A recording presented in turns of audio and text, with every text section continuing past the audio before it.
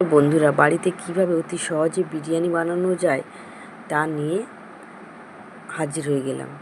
প্রথমে একটা মিক্সির বোল্ডারে পেঁয়াজ জিরে পেস্ট তৈরি করে নেব। তারপর চিকেনের উপর ওই পেস্টটা দিয়ে সাথে টক দই, আদা রসুন পেস্ট, বিরিয়ানির মশলা, লঙ্কা, হলুদ গুঁড়ো, নুন দিয়ে ভালোভাবে ম্যারিনেট করে কিছুক্ষণের জন্য রেখে দেব, যাতে মাংসের ভিতরে সব মশলাগুলো ঢুকে যায় এবং খেতেও ভালো লাগে। একটা কাঁটা চামচের দ্বারা আলুগুলোকে ভালোভাবে ছিদ্র করে কড়াইতে গরম জলে নুন, হলুদ, লঙ্কা গুঁড়ো দিয়ে সাথে ডিম দিয়ে একটুক্ষণ ভাপিয়ে নিলাম। একটা পাত্রে চাল নিয়ে ভালোভাবে ধুয়ে নিলাম। তেজপাতা, জিরে, থাই জিরে ও গরম মশলা দিয়ে দিলাম। এরপর কড়াইতে তেল দিয়ে পেঁয়াজ দিয়ে সামান্য নুন দিয়ে ভালোভাবে পেঁয়াজটা ভেজে নেব।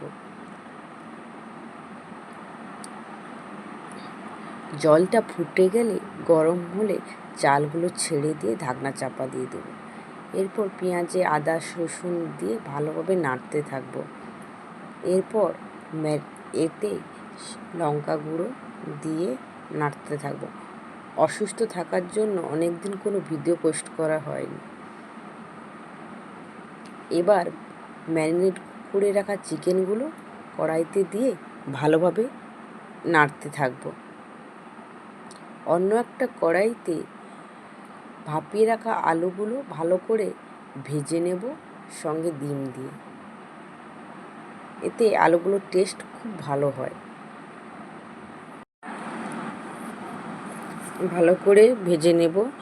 একটি পাত্রে দুধ ও কেশর কিছুক্ষণের জন্য ভিজিয়ে রাখবো। একটু ঘেটে নিলাম।